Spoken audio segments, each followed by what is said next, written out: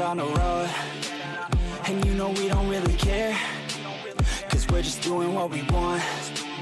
She likes it when I treat her good, she likes it when I treat her bad. She likes to travel all around, I take her everywhere and back. Yeah, oh, you fucking with the man, girl, you throw it right back. No, I like that, I'ma bite back. You know I've become a fan, girl, the way you throw back like a Kodak. Girl, you own that, cruise around without a plan, girl, we'll never go back. Girl, you know that, you were so bad. Let's just spend a couple grand, girl, you know you're fucking with the man, girl. Yeah. Oh, you could've been a good girl, but instead you chose a real world. Yeah, you've always been a savage. Oh, you've always been a bad chick. I don't care if you got issues. Daddy left, but I'm with you. So come with me and never look back. We're living life like a badass. Oh, you could've been a good girl, but instead you chose a real world. Yeah, you've always been a savage. Oh, you've always been a bad chick. I don't care if you got issues. Daddy left, but I'm with you. So come with me and never look back. Yeah. Cruising PCH with the top down, drop down, headed nowhere fast, never stop now, not now. We ain't slowing down, never knowing that. We're just headed south, what it's all about, never had a doubt, yeah. She be sitting shotgun, she a hot one, in the hot sun, crop top on, I'ma hop on, every single day, head a different way, never stay in place, don't care what they say, we gon' do it anyway. Always by my side, oh, we're living life right, every night we just drive by, cruising high life, we're alive, not just getting by, not just letting life pass right underneath the side, grab it real tight. Okay, every day is a new day in a new place, rent a new space, see a new face in a few days, move a new way to a new state. That's great, rent an estate for our next date. Oh, you could have been a good girl, but instead you chose a real world. Yeah, you've always been a savage. Oh, you've always been a bad chick. I don't care if you got issues. Daddy left, but I'm with you. So come with me and never look back. We're living life like a badass. Oh, you could have been a good girl, but instead you chose a real world. Yeah, you've always been a savage. Oh, you've always been a bad chick. I don't care if you got issues. Daddy left, but I'm with you. So come with me and never look back. We're living life like a badass.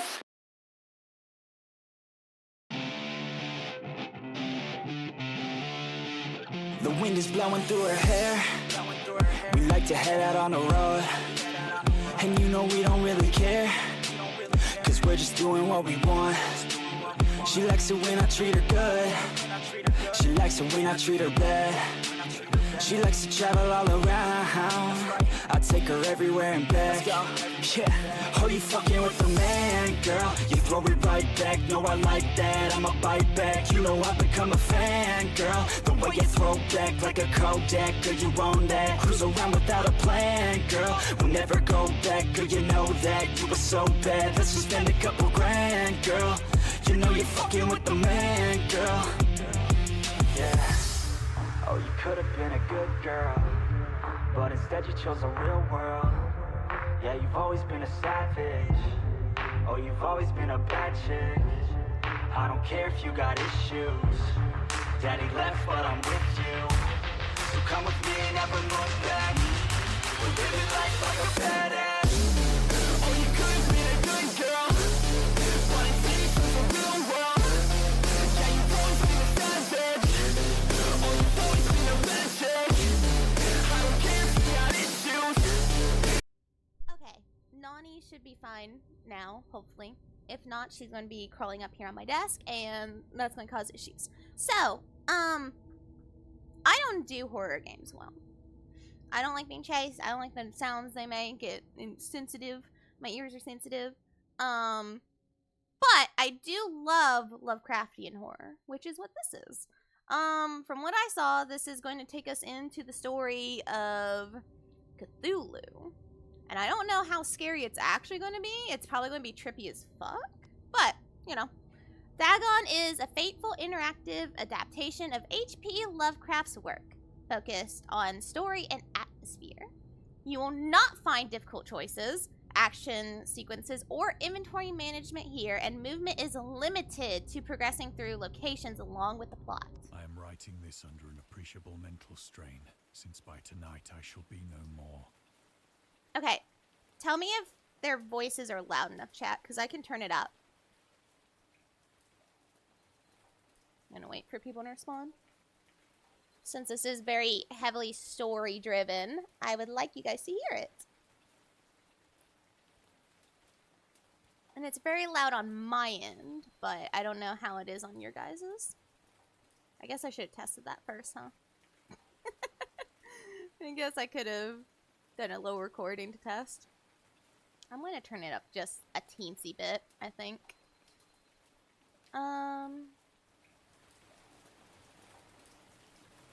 And if this bursts people's eardrums, I'm so sorry.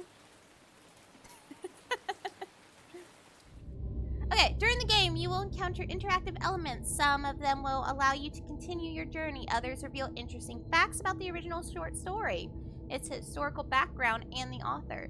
Some of the trivia is hidden. In order to find these secrets, focus your eyes and look for the Elder Sign. What the fuck is the Elder Sign? Okay.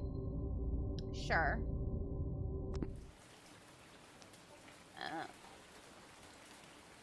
This is the Elder Sign. Okay. Lovecraft's letters. As to letters, my case is particular. I write such things exactly as easily and as rapidly as I would utter the same topics in conversation. Indeed,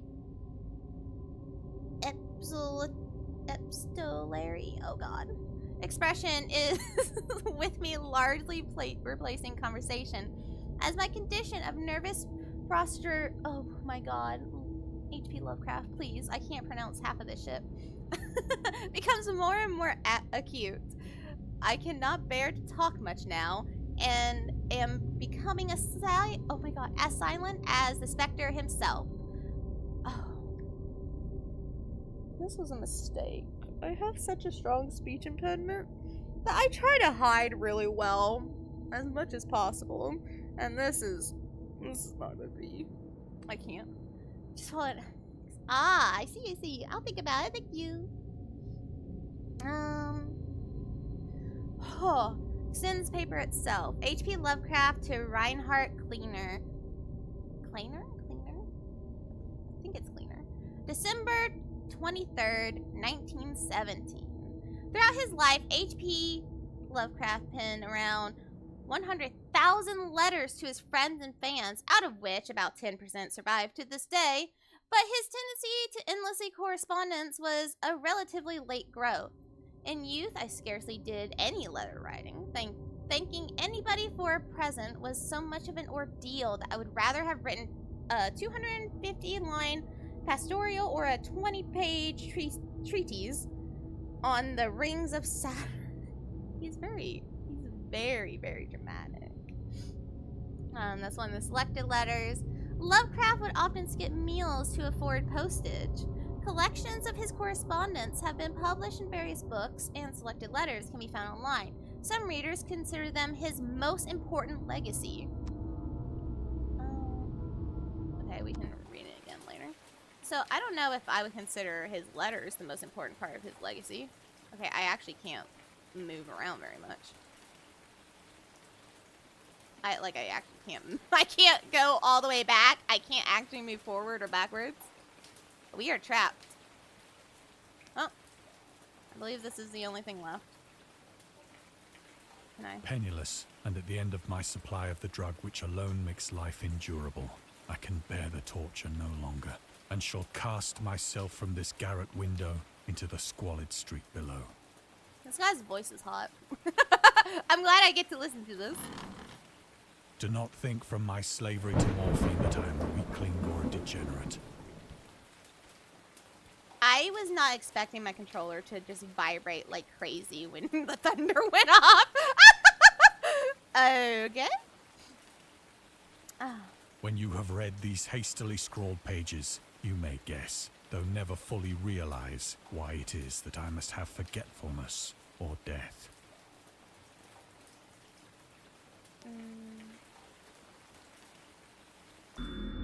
Morphine entered into use in the 19th century and was routinely administered to treat severe pain during the American Civil War and World War I. It was also sold without restriction until 1914. Morphine became more popular after the invention of the hypodermic syringe around 1854. Frederick, Turner, who first isolated the substance, originally named it morphium after Morpheus, the Greek god associated with dreams. At the time when Dagon was published, morphine abuse, known as soldier's disease, I don't know why I said soldier's disease, posed a big problem in the United States. Yeah. I guess this. It was in one of the most open and least frequented parts of the broad Pacific that the packet of which I was supercargo fell a victim to the German sea raider. Okay, I would like it if my controller stopped vibrating. I know there's a setting in the options that set it, but oh well. Too late. Is there anything else I can look at? I think it's just this.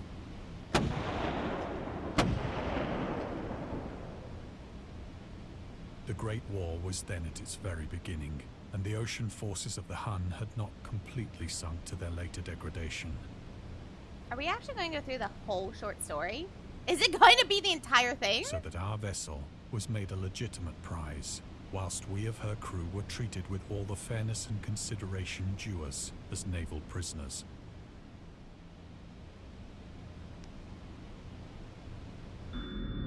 The Huns were Central Asian nomads who established a dominion in Europe and invaded the Roman Empire in the 5th century AD. They were known as brutal, deadly warriors and masters of quick raids who also developed powerful composite bows, lassos, and early siege weapons.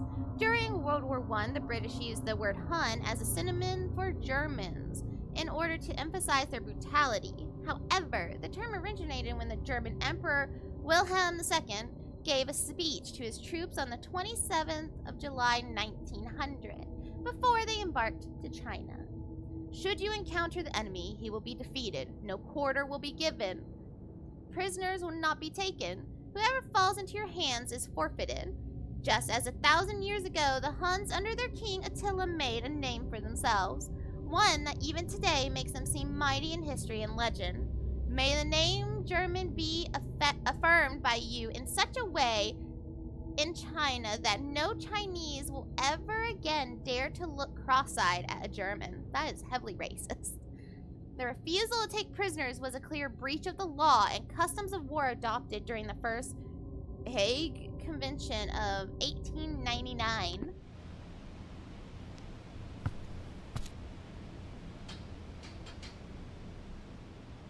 So liberal, indeed, was the discipline of our captors, that 5 days after we were taken, I managed to escape alone in a small boat with water and provisions for a good length of time.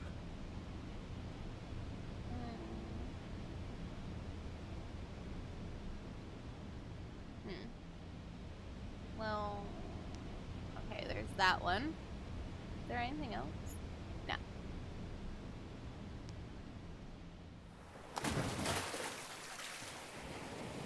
When I finally found myself adrift and free, I had but little idea of my surroundings.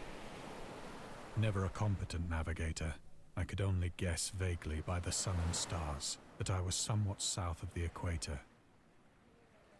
Of the longitude, I knew nothing, and no island or coastline was in sight.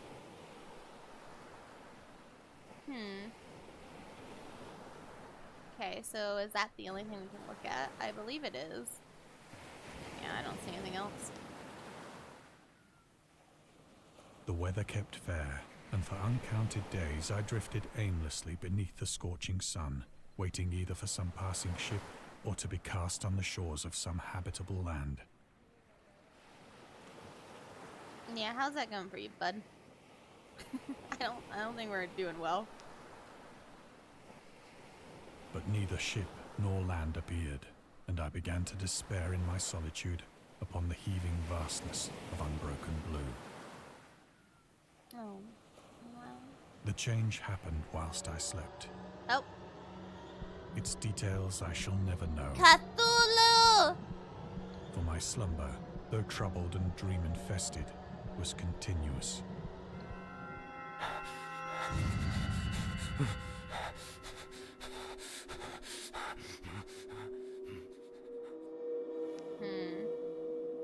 Okay, not as, like, psychedelic-y as I expected. When at last I awoke, it was to discover myself half sucked into a slimy expanse of hellish black mire, which extended about me in monotonous undulations as far as I could see. Because the funny thing about Lovecraftian horror, especially with Cthulhu, is that he never actually describes it. He just describes, like, the sense of dread that you would feel and lets your mind imagine the most horrid cosmic horror that you could think of. And in which my boat lay grounded some distance away. Though one might well imagine that my first sensation would be of wonder at so prodigious and unexpected a transformation of scenery, I was in reality more horrified than astonished. For there was in the air, and in the rotting soil, a sinister quality which chilled me to the very core. The region was putrid with the carcasses of decaying fish, and of other, less describable things which I saw protruding from the nasty mud of the unending plain. Perhaps I should not hope to convey in mere words the unutterable hideousness that can dwell in absolute silence and barren immensity. Hi, Star Dragon! Hi! Hello! Welcome. There was nothing within hearing, and nothing in sight, save a vast reach of black slime. Yet the very completeness of the stillness and the homogeneity of the landscape oppressed me with a nauseating fear. I don't like the squishing sounds. The sun was blazing down from a sky which seemed to me almost black in its cloudless cruelty, as though reflecting the inky marsh beneath my feet. So that one continuous forward. Okay, I don't think there's anything else. No, there's not. Stop with the squishing! As I crawled into the stranded boat, I realized that only one theory could explain my position. Through some unprecedented volcanic upheaval, a portion of the ocean floor must have been thrown to the surface, exposing regions for which innumerable Why is millions that of years pulsating had over there? lain hidden under unfathomable watery depths.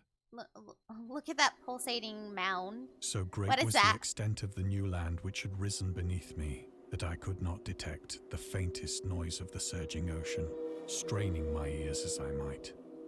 Nor were there any seafowl to prey upon the dead things. Oh. The mystery of volcanic islands. Volcanic eruptions sometimes result in the creation of islands. Most of them are transient and erode after some time, but some prove permanent. Floating pumice, porous rock created when superheated pressure rock is ejected from a volcano, can move across long distances and transport barnacles and microalgae that cling to it. In 2001, rafts of pumice created during the eruption of a volcano near Tonga in Polynesia eventually reached Australia.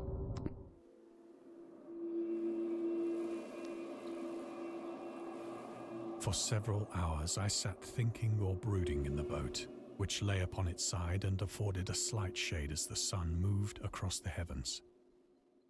As the day progressed, the ground lost some of its stickiness and seemed likely to dry sufficiently for traveling purposes in a short time. Good, I don't like the sticky noises. That night I slept but little, and the next day I made for myself a pack containing food and water, preparatory to an overland journey in search of the vanished sea and possible rescue.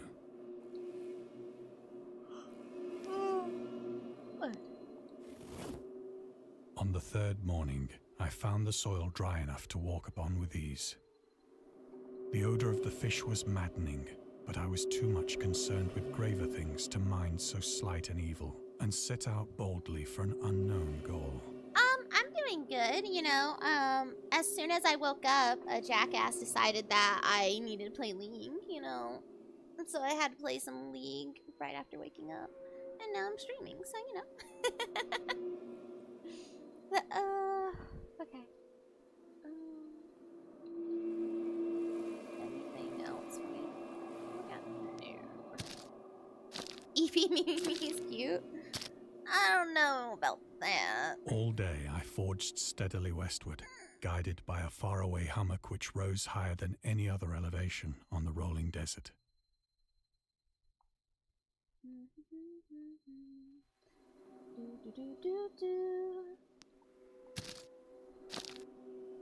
Sleepy Mimi's definitely not good at League, that's for damn sure.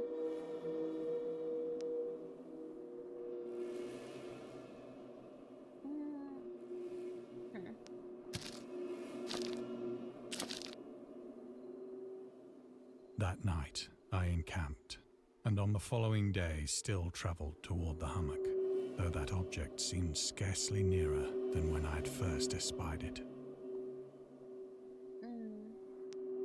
Nope. Horrors of the Ocean. The creator of the Cthulhu mythos and the fictional underwater city of R'lyeh was convinced that life could not exist at the bottom of the ocean because the water pressure would make it uninhabitable. Well, that's true. Well, not all life, but human life. Today, we know that the darkest depths of the ocean are home to many particular organisms. The deepest dwelling fish we have discovered so far, the marina snailfish, can live about 8,000 meters, more than 26,000 feet, below the ocean's surface in a never-ending darkness and at hellishly crushing pressures, hundreds of times stronger than those found at sea level. Upon glancing at the modern photos of deep-sea creatures, such as the anglerfish, the fangtooth, or the viperfish, and their truly Lovecraftian characteristics, it's hard not to find some irony in this. I like the trivia. Yay, trivia!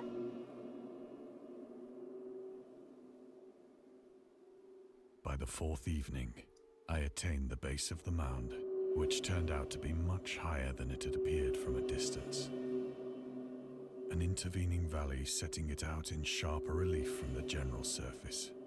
See, this is why I Too love... weary to ascend, I slept in the shadow of the hill.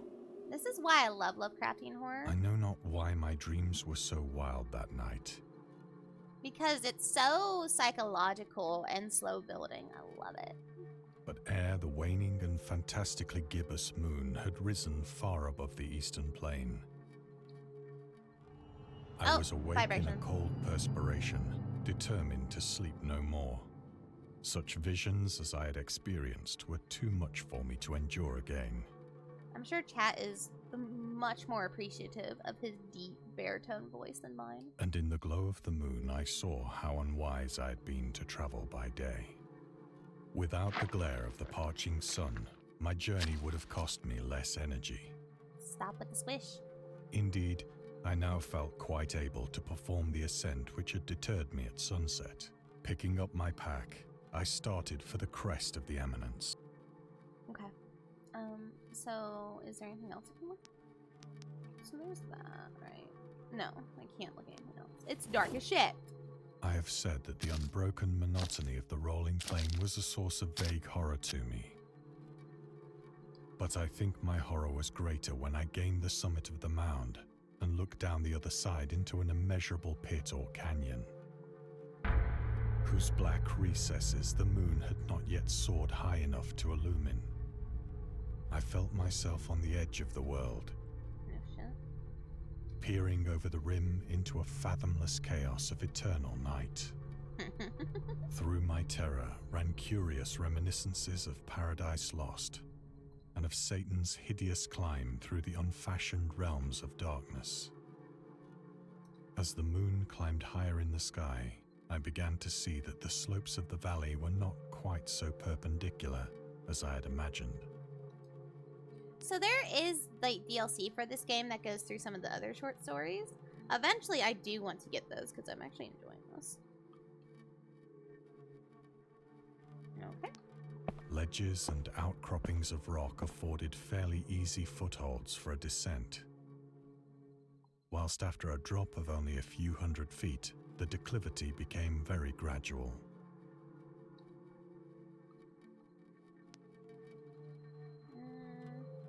Do I really want to go down there, though? Like, is this what we want to do? Okay, I'm sorry, controller. Don't vibrate against my desk. Urged on by an impulse which I cannot definitely analyze, I scrambled with difficulty down the rocks and stood on the gentler slope beneath, gazing into the Stygian deeps, where no light had yet penetrated. No shit, it's dark as hell. All at once, my attention was captured by a vast and singular object on the opposite slope, which rose steeply about 100 yards ahead of me. An object that gleamed whitely in the newly bestowed rays of the ascending moon. You got me fucked up if you think I'm going over there. No. The pool of cosmic horror. That Can't it resist. was merely a gigantic piece of stone, I soon assured myself. I don't know if you should be, like, confident of that. That is a very uniform-looking block. But I was conscious of a distinct impression that its contour and position were not altogether the work of nature. Exactly. A closer scrutiny filled me with sensations I cannot express.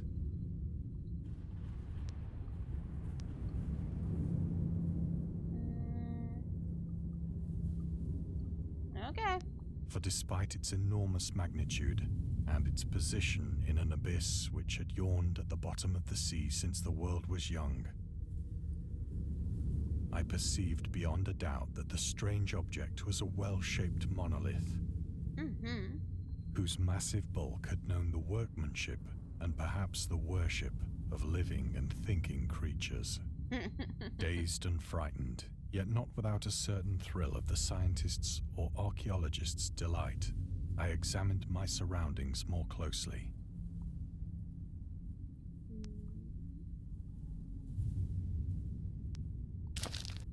Squish, squish, squish, squish. Oh. The moon, now near the zenith, shone weirdly and vividly above the towering steeps that hemmed in the chasm, and revealed the fact that a far-flung body of water flowed at the bottom, winding out of sight in both directions and almost lapping my feet as I stood on the slope. Across the chasm, the wavelets washed the base of the Cyclopean monolith, There's pictures on that. on whose surface I could now trace both inscriptions and crude sculptures. Look at that. Water? Do you have something for me? No, you do not. The writing was in a system of hieroglyphics unknown to me, and unlike anything I'd ever seen in books. Consisting for the most part of conventionalized aquatic symbols such as fishes, eels, octopi, crustaceans, mollusks, whales, and the like. Several characters obviously represented marine things which are unknown to the modern world, but whose decomposing forms I had observed on the ocean-risen plain. My face is itchy. It was the pictorial carving, however, that did most to hold me spellbound. You mean this thing right here? The center? Yeah, the center. Storytelling methods. Dagon contains many themes and storytelling methods that Lovecraft developed in his later works, such as telling the story through carvings at the Mountains of Madness, the Nameless City, journals and characters' notes, the Shadow Out of Time, the Haunter of the Dark, islands emerging from the ocean, the Call of Cthulhu, or fictional beings and deities based on real events and mythologies. Migo from The Whisper in Darkness. It's also considered the origin of the popular Cthulhu's mythos. Some of Lovecraft's other stories also conclude in a manner similar to Dagon. Let's skip the details in order not to spoil the ending. Plainly visible across the intervening water, on account of their enormous size, were an array of bas-reliefs whose subjects would have excited the envy of a doré. I think that these things were supposed to depict men, at least a certain sort of men, though the creatures were shown disporting like fishes in the waters of some marine grotto, or paying homage at some monolithic shrine which appeared to be under What the waves fuck is as that well. face at the bottom? Holy shit. Of their faces and forms I dare not speak in detail, for the mere remembrance makes me grow faint. grotesque beyond the imagination of a Poe or a Bulwer. Oh. They were damnably human in general outline, despite webbed hands and feet, shockingly wide and flabby lips, glassy, bulging eyes, and other features less pleasant to recall. Curiously enough, they seem to have been chiseled badly out of proportion with their scenic background, for one of the creatures was shown in the act of killing a whale, represented as but little larger than himself. Oh. Oh no. I remarked, as I say, their grotesqueness and strange size, but in a moment decided that they were merely the imaginary gods of some primitive fishing or seafaring tribe. Yeah, I'm sure it's fine. Some tribe whose last descendant had perished eras before the first ancestor of the Piltdown or Neanderthal man was born.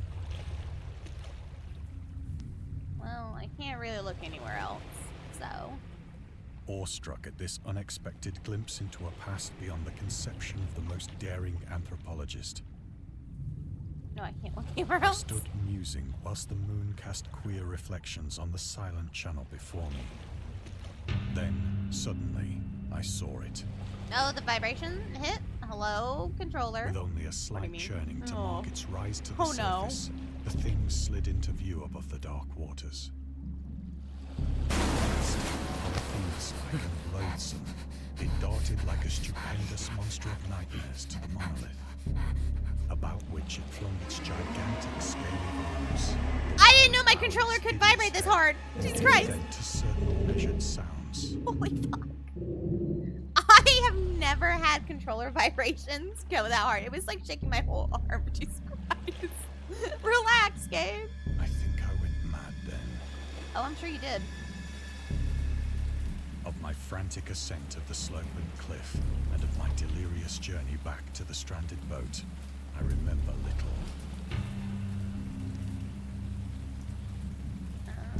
Oh, he is going insane.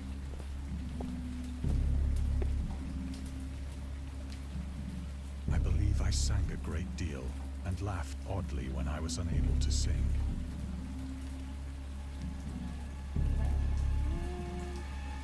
Yeah, just run.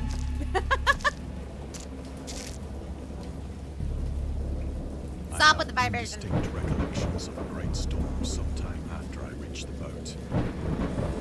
At any rate, I know that I heard pearls of thunder and other tones which nature utters only in her wildest moods.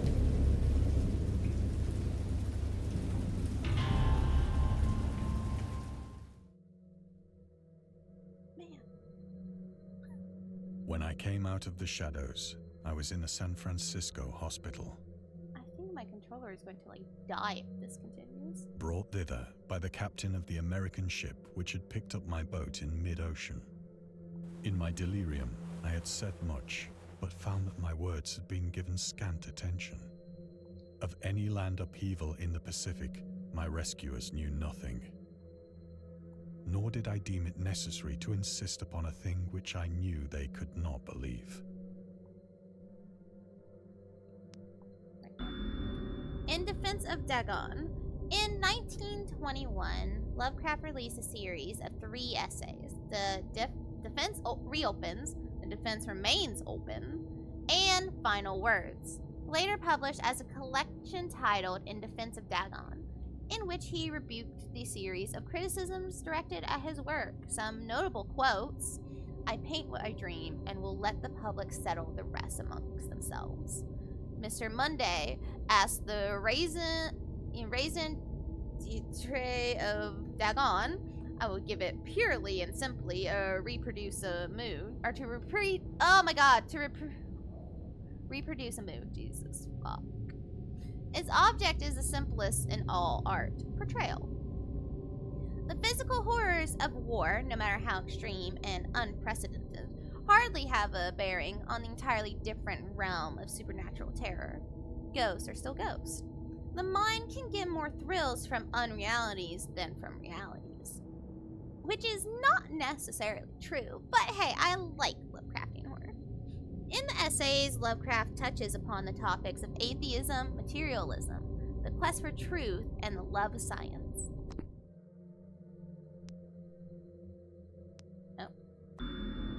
journalist, Lovecraft was a prominent figure in the world of amateur journalism. In 1915, he started publishing his own journal called The Conservative, which included political and social commentary, poetry, short stories, and literary criticism written by him and other authors. Howard was a skilled wordsmith, but he also took criticisms to heart, which resulted in his decision to step away from writing poetry and concentrate on weird fiction again, for the first time since his teenage years. Dagon, published in 1919, is one of the short stories written during that period. In this example excerpt from The Conservative, the master of horror fiction explains his attitude towards warfare and the idea of world peace. Why any sane human being can believe in the possibility of universal peace is more than the conservative can fathom. Should the entire civilized world agree simultaneously to disarm, one or more nations would undoubtedly retain secret armaments, and at the proper time, take advantage of their more altruistic and less astute contemporaries in a wild career of conquest against unarmed victims. No country is, or ever can be, above warfare, until the basic impulses of human animal shall have miraculously changed.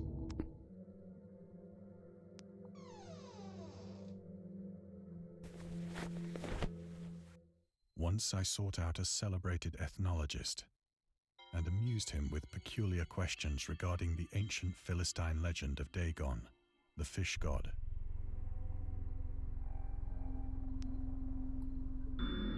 Dagon, or Dagon, was the main deity of the Philistines, worshipped throughout the Middle East as the ancient god of fertility and crops. In Hebrew, the word Dagon was a common noun for grain. The rulers of Akkad, Mesopotamia, chose him as the patron saint of their war conquests. He also appeared as the judge of the dead in an Assyrian poem, and an underworld prison warder in one of the Babylonian texts. He is often mistaken for a fish god due to the wrong interpretation of his name, as in Hebrew, the word dag means fish. In H.P. Lovecraft's works, Dagon is an underwater deity ruling over the oceans, a humanoid race with fish traits that resides in the oceans. He is worshipped by a secret cult called the Esoteric Order of Dagon. Man, I am struggling to read. Hello? What do I look at? Hey, Nani. But soon perceiving that he was hopelessly conventional, I did not press my inquiries. Now I can actually spin all the way around. Find half of the trivia pieces hidden in the game, so we're either halfway there or I've missed some. The Marketer. Lovecraft's attempt to find a job in 1925 were influenced by advice he received from friends. Among others, he started freelancing. Freelancing. God. For a marketing magazine where he would write announcements and commercials. Feel free to judge his copywriting skills for yourself. Okay, Nani wants out of my room. She doesn't want to be in the Lovecraftian room. Go. Go, go, go. Move your little butt. Okay, I'm not leaving the door open, so I guess you're stuck in here. From an ad for Curtis Woodwork. Curtis Woodwork embraces both the usual structural units and the cleverest contrivances for built-in permanent furniture, such as bookcases, dressers, buffets, and cupboards. Every model is conceived and created with the purest art, ripest scholarship, and mellowest craftsmanship which energetic enterprise can command, and made to conform rigidly to the architecture of each particular type of home. The cost, considering the quality, is amazingly low, and a trademark on the individual pieces prevents any substitution by careless contractors. That's good, buddy. August Derleth and the Cthulhu Mythos. August Derleth was an American writer and anthropologist. He also befriended Lovecraft and published many of his works through his company, Arkham House. Arkham House. Although he greatly contributed to the popularization of the author's works, after his death, he is surrounded by numerous controversies. One of his most questionable decisions involved introducing the good versus evil doctrine. Derleth was a devout Catholic to the Cthulhu's mythos, which contrasted with Lovecraft's view of the world and his approach to cosmic horror. As a result, the author's works are often misunderstood and misrepresented in today's culture. It's also worth noting that Lovecraft was never really interested in creating a mythology, and the term Cthulhu mythos was coined by Derleth after the author left the mortal plane. Nani! Stop, honey! Good God, she is now, like, bouncing off the walls. So there's that. Anything else? Okay. Yeah, Nani now has the zoomies, and it's bad timing for me. She's standing at the door again. Oh, here she comes again. Oh my gosh. Yes, hi. Hi, honey. I don't know why you like to do this when I'm streaming. Scientist. These days, the word scientist is a widely accepted term, but at the time Dagon was published, it was subject to a wide debate. After the author used it in the story, critics pointed out that man of science was a more appropriate term to employ. He admitted, in defense of Dagon, that if Dagon were to be reprinted, he would indeed use the phrase they suggested. Scientist was coined as an analog to to artist, to be used when referring to those studying different branches of science. Yet, in the 19th and early 20th century, the scientific researchers in Great Britain and the United States were of the opinion that man of science resembling the term man of letters was the only proper choice. Among other things, it was gender specific, indicating that science was an endeavor to be pursued only by one sex.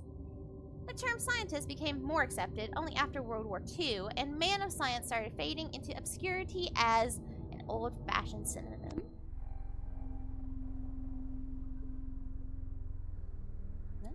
Where do you want me to look at? Ah.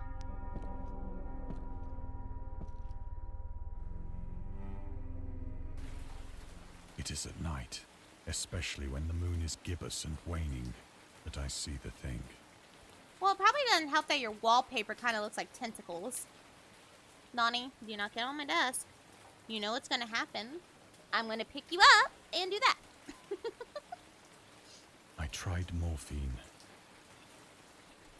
but the drug has given only transient surcease and has drawn me into its clutches as a hopeless slave. So now I am to end it all, having written a full account for the information or the contemptuous amusement of my fellow men. I can hear Nani in the background just attacking the fuck out of my bedsheet. I can hear her running all over my bed. But yeah, morphine is a dangerous thing. Nice to get addicted to. It's like a sedative though, so it doesn't really affect me much. Some resistant sedatives. Lovecraft on tobacco and alcohol. Lovecraft hated tobacco, even though he used to smoke when he was 12 in order to look and feel like an adult. In his correspondence with friend Reinhard Kleiner, he claims that he quit as soon as he started wearing long pants. What does that mean? Huh?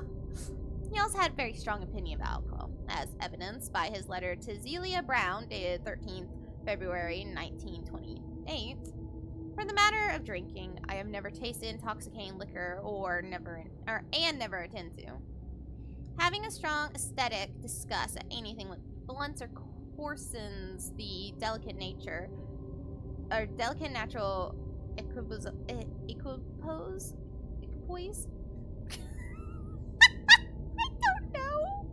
I don't know how to say that. Of the evolved human intellect and imagination. Drinking excited my personal repugnance, hence I don't drink.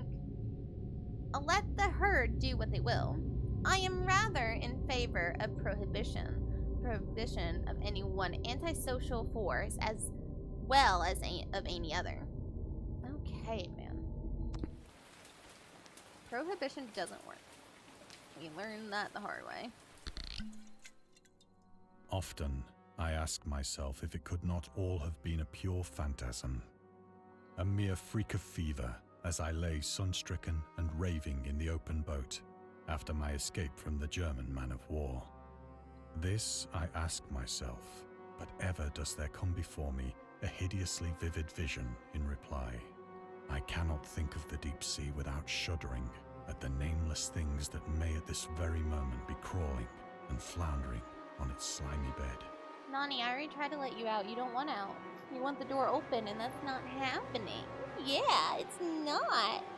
Oh, yes. Playful kitty. Yeah, playful kitty. You're feeling good today. Worshipping their ancient stone idols and carving their own detestable likenesses on submarine obelisks of water-soaked granite. I dream of a day when they may rise above the billows to drag down into their reeking talons the remnants of puny, war-exhausted mankind. Of a day when the land shall sink and the dark ocean shall ascend amidst universal pandemonium.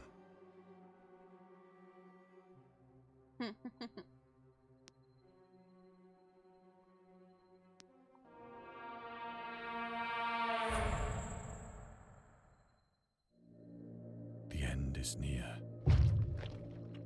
I hear a noise at the door, as of some immense slippery body lumbering against it.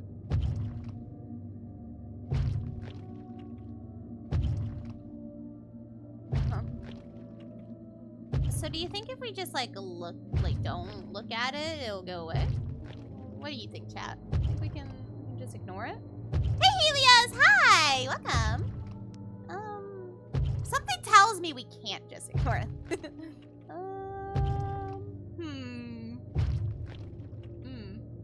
I want you guys to know that my controller vibrates every time he smacks the door. It shall not find me. Yeah, bud. Shall not find you? God, that hand!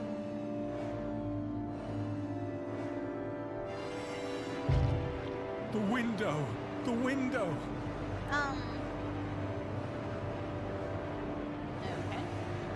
Okay. Meanwhile, I'm trying to look for trivia. But fine, fair enough. Nani is freaking out, man. Lovecraftian horror, I guess, really trips her out. Okay, well. Wow. Thank you for playing. We hope you enjoyed immersing yourself in our little pool of cosmic horror. We appreciate it if you took a moment to rate Dagon and check out our other games and DLCs. So, that was Dagon. For those of you that weren't aware, Lovecraftian horror wasn't super about, like, actual scares. It was more about a sense of dread. That building dread of the unknown. And scary stories have been accompanying men for centuries. They have many faces and forms. But what is their purpose? Why do we enjoy being afraid so much? During our therapy, I'll try to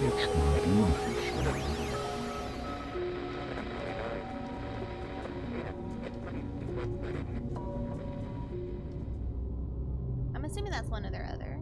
Yeah, it is. A demo available. Oh shit, I didn't mean to. No, wait, hold on. I didn't mean to go there. Fuck, I did miss a whole bunch! Damn it! No! No! Oh. But, so like, see, these are the DLCs, right? The little glass bottle, the railway horror, and the Eldritch box. But I can't afford them. So they'll have to wait until later time, but I would be down to play more of these. I mean, I guess play is a strong word for what I just did. It was mostly just reading and listening, but I think they're interesting.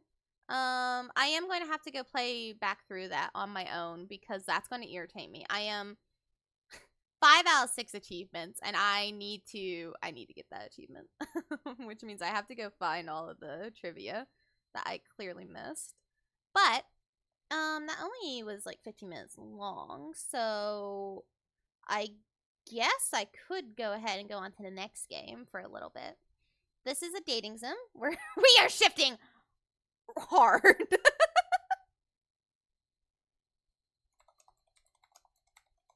So let me update my info. Hey Agenoth, you just missed me going through basically Call of Cthulhu, Dagon. And now we're switching games because that didn't take very long. So we are switching to a dating sim because yeah, that's what I want to do after Lovecraftian horror. Go date a man.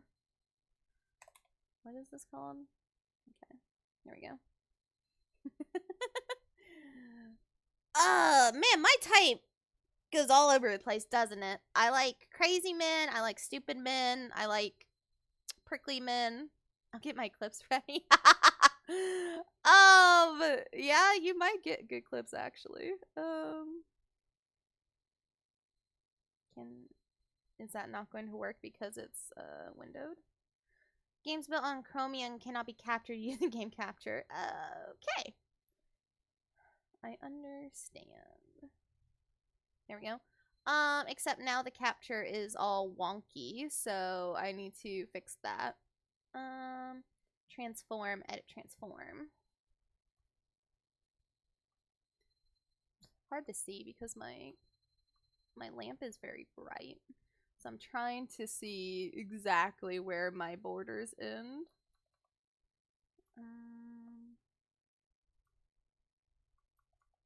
Okay, that should be good. Let me get the nested audio source changed out. I don't know what the sound's going to be like. Is this only in Japanese? Because if it's only in Japanese, we can't play this because I can't read this. I have no idea what this is saying. Language, English. We'll return you to the title screen. Yes. Content warning. This game is not suitable for children. You agree that you are at least 13 years of age. This game contains some graphic scenes of violence. General trigger warnings, or content warnings. Realistic gore, jump scare, starvation, realistic depictions of graphic violence, auditory gore, murder, death, dismemberment, graphic, self-decapitation, realistic severed head. In the game, players can easily die. If you encounter a murderer, please call the police first. It's unrealistic to develop a romantic relationship with murder. I'm sorry, game. I probably wouldn't be able to do that. Better stop. Are you calling me a child? Are you calling me a child, Algernon? Do you know how old I am? This is a romance game. Look, devs, I played Boyfriend to death. You cannot scare me. I am here for it. Like, nothing can top Boyfriend to death. Alright? When a game literally has you romance a dude that takes a nail gun to your clit, like, you can't top that. That is the tipping point. There is no returning from that. I don't think this game will ever come anywhere close to Boyfriend to death. So, let's start. Wait, what?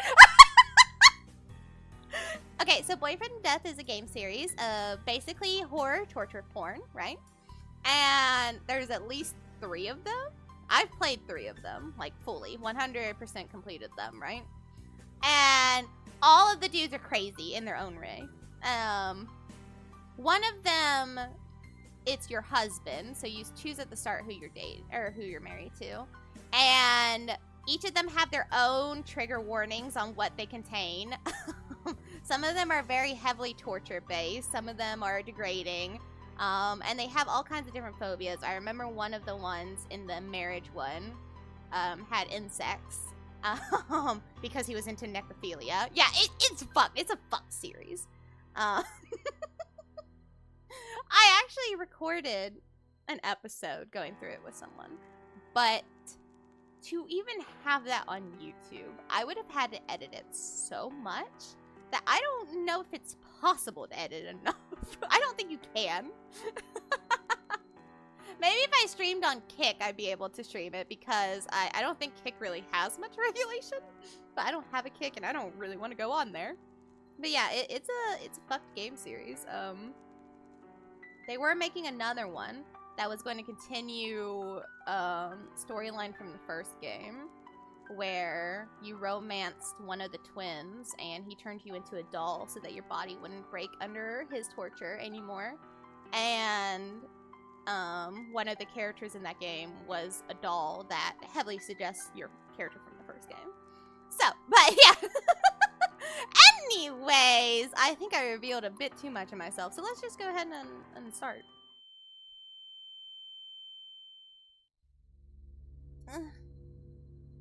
With a severe headache, you wake up in an unfamiliar place. As you touch the bruise on the back of... Okay, I just need to, like, click, because that's going to drive me insane. As you touch the bruise on the back of your head, it seems you're hit... Oh, I recognize this game. Played a long time. Yeah! Hi, Brina! Hi, Bree! It's been a long time. Hello. Yeah, I've actually had it on my library for a long time. I just haven't played it. Seems you were hit by something heavy before you lost consciousness. A heavy iron chain tied around your feet. Someone has trapped you here. You try to remember what happened before you lost consciousness, but you can't recall anything. Yeah, this game was made for me. Let's investigate the surroundings first. Cell phone? No signal. I might be in a remote place or underground. Where to investigate next? Long time. How's it going? I will like it. You literally just missed me describing a way worse game series than this that I 100%ed all the way through. So I will definitely like this game. Where to investigate next? The room is surrounded by 4 walls without any windows. It's weirdly cleaned up and no ashes or sand can be seen. Why would there be ashes or sand? Looks like a prison built by a germaphobe. Do you mean like dust?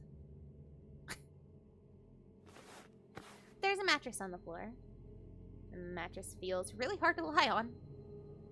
Okay.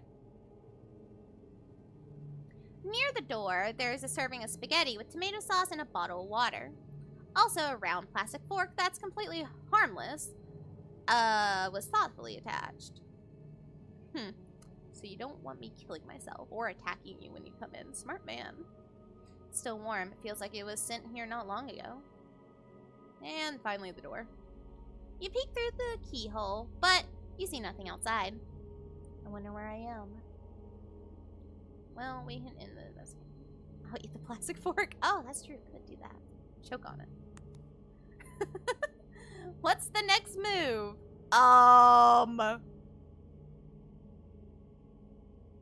You know what? I want his attention. Come give me attention. I'm gonna yell. Nobody answers. Fuck! Okay. You can't hear any sound other than your own breathing. The soundproofing in this room seems particularly good. You know what? I'm not going to eat the meal. We're going to go to sleep. Oh, well. Okay, we'll eat. Yeah, I'll eat it.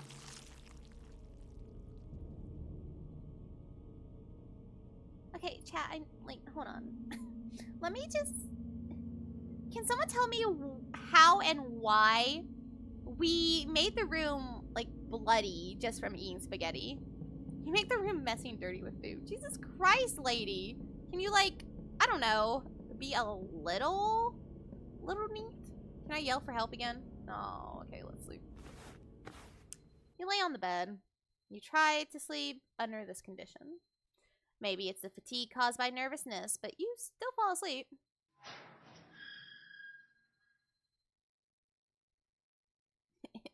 Infinite sauce spaghetti, apparently. God. You open your eyes after hearing some noises. Oh, hello.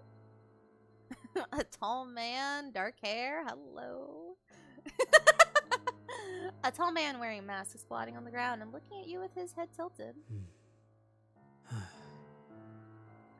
Please do not make those noises in my ear. He looks extremely displeased. You notice the mop and bucket he brought with him. Oh no, is he pissed that I made a mess? To the noises, mister. I'm gonna have to turn up the volume. Chat needs to hear these noises. Who are you? Why did you abduct me? He starts to clean, ignoring his questions. After a while, the dirty room became clean, and he doesn't forget to spray alcohol everywhere to disinfect it when he's done. Okay, goodbye, sir! first day passed. You feel very hungry. Or the no food, they spelled hungry. Peeks me right there, listening to chat's needs. Damn right!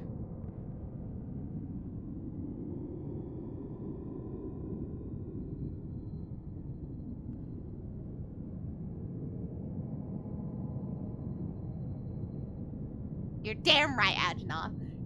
Any day of the week. I would 100% fuck Michael Myers. Like, it wouldn't even be a question. There's been no food or water sent in here since yesterday. Sometimes when you're so hungry that your stomach hurts, you can only use your arms to press your stomach hard to relieve the pain. Look, I'm aware I'm a fucked up person. I'm aware that I'm messed up in the head. And I will accept that. I accept that fate. And if I ever came across Michael Myers, I would... Oh my god. He could kill me afterwards. I wouldn't even care. But like...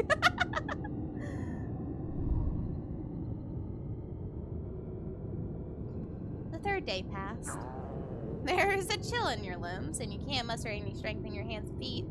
Oh, he's punishing me for making a mess. You need to replenish calories to maintain bodily functions, or else you'll faint. No, you can last a while, girl. Unless if you're already, like, super skinny as fuck and you don't have any reserves at all, you can last a while. God, a minute-long ad, bro. Oh, no. As long as the D is good, Bro. I don't even think it has to be that good. I would just love Michael Myers. Like I said, I'm fucked up. I can't even, like, describe on stream the fantasies I have with Michael Myers. Let me just put it like this. If you've ever played Dead by Daylight, if you've ever seen Michael Myers Maury, that's all you need to know.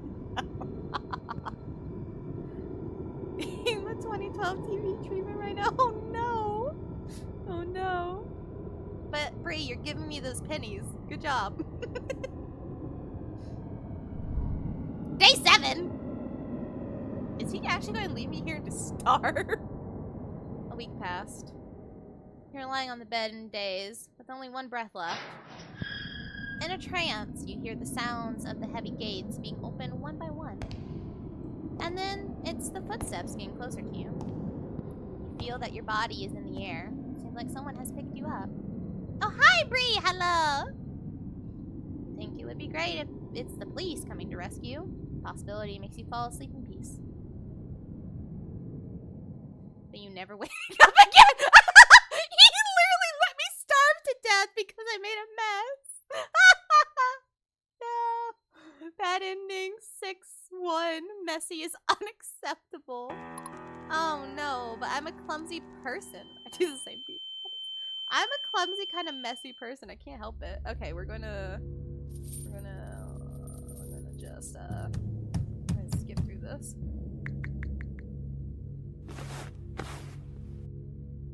Okay, we know better. We do not eat. Oh no, I knocked over the meal. That's why it got so messy. Okay, we're going to sleep. No making a mess. Oh shit. I didn't mean to do that. You open your eyes after hearing some noises. Oh. Make the noise. Do it. Do it.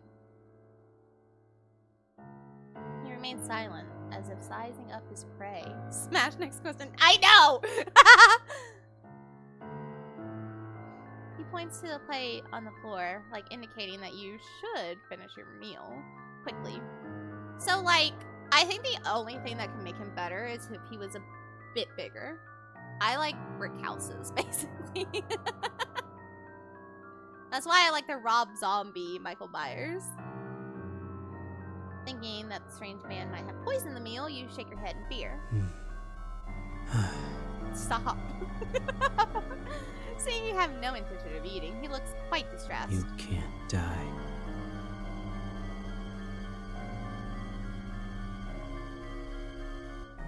So chat, I don't know if you are aware of this. I don't know if you've seen my, like, date everything videos or my or my, like, our life videos or Dragon Age 2 videos, but I am an audiophile, so like voices really get to me. Same size or higher than me. I mean, I'm happy if a dude is just taller than me, which is not hard to do. I'm only 5'3", so like it's not hard. But the taller the better. So long as they're taller than me, I'm happy. Not now.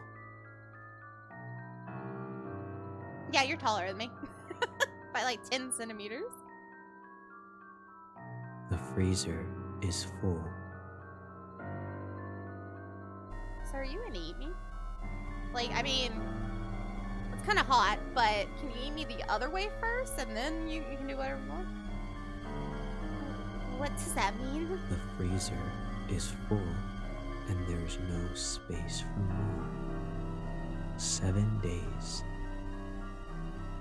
He pauses and thinks. There won't be space until 7 days later. If you die now, you'll rot. 7 days to die! I love that game. I realize I have lost one viewer. I don't think someone in chat appreciated my my honesty here. What do you mean? So I only have 7 days left to live? He nods and walks out the door. Come back! Wait, you can't just leave me here like this. Please. Your cries can't stop the door from closing. Sir, come back here! Let's investigate the surroundings first. Door. You peek outside from the keyhole. You see the shadow of the man walking around. Seems to be busy with something. What's he doing? We can eat the meal this time. It looks like it will not be messy. A bread and bottle of water. Can I eat it? I guess not. What the dog doing? I don't have a dog. Please try to improve your survival rate within 7 days. Oh! Bot in my chat. Bam. Day 2 morning. Insta-kill! Damn right! Let's investigate and look around. There is no meal left. Empty plate. You check the keyhole. You seem to see something. You see that there is a vague figure at the end of the door. Observe quietly. You sense something wrong and realize what that is after narrowing your eyes. It's an artwork made of the human body, not a human being. Look like a stock image of someone with a flower costume. Oh. Okay, that may... Okay, I think that was the wrong type of... I'm sorry. I couldn't help it. Oops. Please don't clip that. Please no one clip that. I'm begging. You hear the door open. You slowly push the door, and there's no trace of the strange man. First, you go into a room with a large freezer, sink, and operating table. Then you open another heavy door. You find yourself in a room full of glass display jars. The jars are filled with specimens made from human body parts. Get clipped. No! No! It's like you're in an art museum. Could it be that he wanted to freeze me as material for his specimen artwork? Look, I'm about to start a job. I'm going to be a professional, and it's tied to my VTuber. I can't be simping hard for a psychopath. Come on. You're thinking. You seen the scene. Fuck!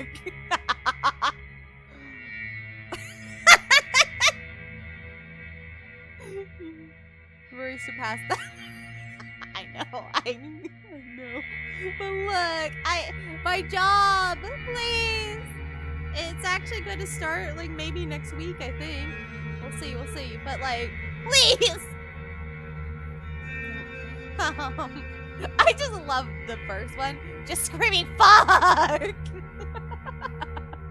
But no, we're going to admire the artworks.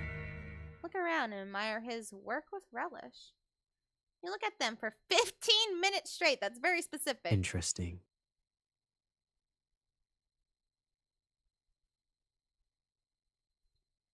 Censor the J word. Use a peep instead. The J word. J word. I don't even know what I said. Turns out the man has been watching you from a blind spot behind the glass cabinet. Job. Oh! Right.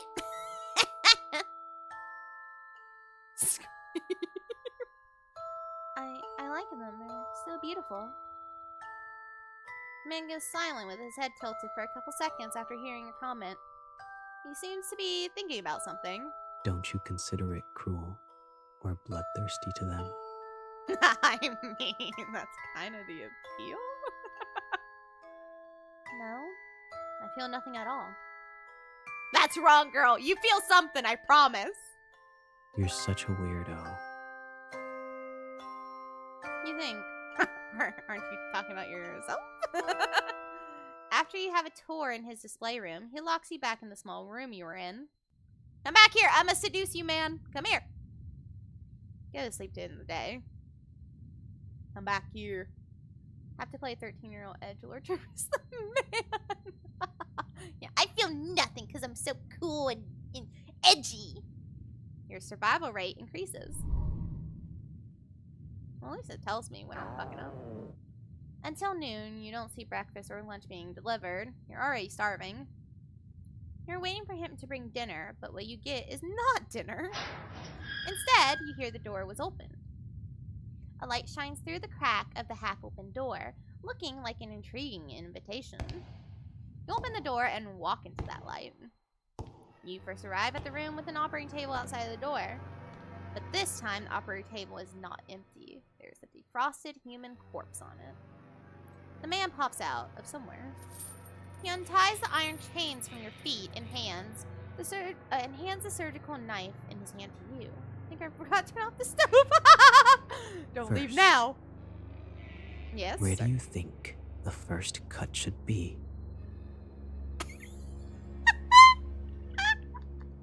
Oh no. Chat. This was a mistake. I think this is going to reveal way too much of my actual psyche. His voice tone sounds cold. Like the kind of teacher who gives students hard questions on purpose.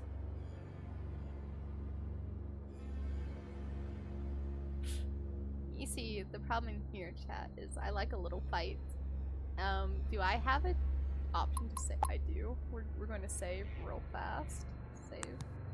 So the problem is, chat, I love the push and pull of fighting back against someone. And that first option is calling to me. So I think we're gonna have to go with it. Attack him! You turn around quickly and try to stab him with a surgical knife. Oh. But he seems to already know you would do that and holds you down quickly. You were indeed pretending. Oh. Wasn't pretending, trust me. I just want to push your buttons. He locks you back in the small room you're in. There's no such chance ever again after that. You can only eat the meals he sends every day and wait for the 7th day to come. Bad ending, smartass! Oh, I could have been a smartass, sir. I could have been. Alright, stab the corpse. Maybe beautiful works always come with some sacrifice. Without hesitation, you stab the abdomen of the corpse with the knife. But due to lack of professionalism, the lines you cut are crooked and ugly. And this is when he gets close behind your back and holds your hand. You're both holding the surgical knife, like you two are cutting a cake together. With his hand, the lines you cut become smooth and clean. You can smell an ocean perfume on him due to how close you are. It seems to be sprayed to cover up the smell of formalin. You can feel his warmth on your back, but his fingers are a little cold. He's focusing on cutting the corpse, and your hand keeps moving under his lead. He could have killed you, or ignored you, but he didn't. Start to speculate on the purpose of his behaviors. Could it be that he wants someone who can ignore the cruelty and process and understand him? You think? After the happy creative time ends, you're locked in the room you were in. Why the fuck you word it like that? Happy creative time. You go to sleep to end the day. Day 4, noon. We're getting there, chat. Until noon, you don't see breakfast or lunch being delivered. Again? You're already starving. You notice that something is shining in the corner. A key. It seems like the man accidentally dropped it last night. Oh, we're just... I get no choice? We're just going? Okay. You get past the operating table where you two spent creative time together last night. The display room. Then you discover that there are unnatural, uneven marks from one wall to the corner. You find a trapdoor. After pushing the trapdoor, you see a normal basement storage room. At the corner of storage room, you see a stair that goes up. Turns out that this is really an underground secret room. Hidden layer by layer with trapdoors. No wonder the sound insulation is so good. You walk up the staircase and see a heavy wooden board. You push it hard. What catches your eye is the interior of a cozy cabin. Then you realize the heavy wooden board you just pushed is the back of a bookcase. You look around and find that there are insect specimens everywhere in the cabin, and there's also a reindeer specimen, a reindeer head specimen. No, but God,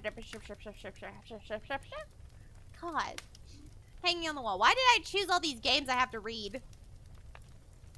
Then you walk into the living room. Oh, he's cute. Oh, he's cute. See a young man with a handsome face and pale skin lying on the sofa. He's my type. The ocean-scented perfume and faint smell of formalin emanates from his body. It's him! He's the masked man who kidnapped you. He's not wearing a mask at this time. His sleeping face has a ferocious expression. His neck is sweating. He seems to be trembling. Looks like he's sick. At this time, you decide to... Well, I mean... Chat, you know what we gotta do first. Even though it's gonna kill me. Gotta do it. Gotta run from the man. Make him chase. If you don't run away now, then when? You open the door and find a forest with heavy snow outside. You remember why you came here? You were traveling alone. In the evening, your car hit a deer on the forest road and then stalled. With no cell phone signal in the deep mountains, you walked on the road for 30 minutes until it got dark. Then you saw the lights of a cabin in the forest and decided to ask the occupants for help. That's when you witnessed that scene. You witnessed a man wearing a mask dragging a corpse into the cabin, and unfortunately you were discovered by the man. You ran wildly on the mountain road, but the man was more familiar with the terrain than you were, and he quickly got in front of you and knocked you out. When you opened your eyes, you were in an underground secret room. But this time, the man fell ill on the couch, and there was no one to stop you. You crossed the gate with confidence, but after you only take a few steps, a sharp pain hits your calf, and you look down at the blood stain on the snow. Just now you realize that there are a lot of bear traps placed around the cabin, and it was difficult for you to identify them because they were covered by the snow. The unstoppable pain makes you fall forwards, or towards the snow in front of you. Ah, yeah, I kind of expected that. As more bear traps are triggered, you are no longer you. You are an unrecognizable piece of flesh. The snow has dyed even brighter red, and you can only wait for the wolves to eat your remains. Bad ending. Beware traps. Yeah, I knew that was coming. Okay, so stay and take care of him. Can't bear to leave him alone, so you reach out and touch his forehead. Stockholm Syndrome is a bitch. Oh, so hot. Yeah, he is. You try to find something that can cool him down. Let's investigate. I'm gonna investigate living room.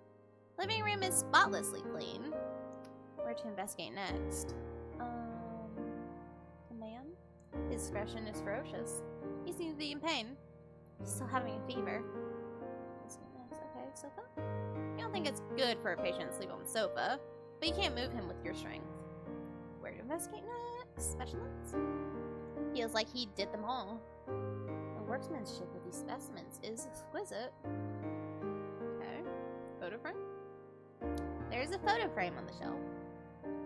It's a photo of him standing at the entrance of a judicial mental hospital with a man in a doctor's robe. Jeez, I wonder why. Shelf? Cocoa powder. There's a jar of cocoa powder and a cup on it. House has burned itself to the ground. What? Fucking what? Brie? Oh. Let's make him a cup of cocoa. Is he gonna get mad if I look at the lockbox? There's the box of the combination lock on the shelf. I don't fucking know that. Bookcase. Find some of his profile files in the bookcase. Name, Helen Ortiz. Gender, male, October 1st, 1980 is his birthday. So his name's Otis Helen? Because this is Asian game, I believe Japanese game, so names are switched. I can't call you Otis, alright? That is not a sexy name. Can I call you something else? That's not a name you can, like, say in bed. I can't. Yeah, I'm sure. Let's go to the kitchen. Kitchen is spotlessly clean. Okay, let's look at the fridge. There are some ice cubes in it. Oh, just second junior. What? These can cool down his body temperature. Check the cabinet. You find some clean towels in the kitchen cabinet.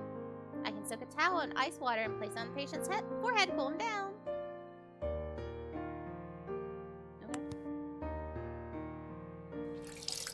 You return to the living room, wringing out the excess water from towels soaked in ice water and place it on his forehead. His first expression gradually softens. The man in an ice bath? Ugh. I wish. If that means getting his clothes off, I wish. You once again notice his fair skin and long eyelashes, and his slightly curly black hair. Don't judge me! This is my stream, you can't judge me! Look, this man is perfect. Almost perfect. I just need him to, like, fight me a little bit, you know? Put up with my shit just a little bit more. If you don't say he's a murderer, his sleeping face looks very harmless now. Listen, we don't judge. It's fine. I have accepted my lot in life. I'm fucked up. I get it. After a while, he wakes up to the scent of your brewing cocoa and sits up on the couch. Looks a little shocked. Oh. Don't do that. He looks around quickly and seems to understand what's going on. Why are you doing this? You're so cooked. I am. Look, I've been single for a bit now. It's fine. It's okay. I want to ask myself that too. You saw me faint and didn't choose to run away. Well, I had a sneaking suspicion I would die. You're such a weirdo. Thank you. Is there anyone weirder than you in this house? Can't help but bitch about him.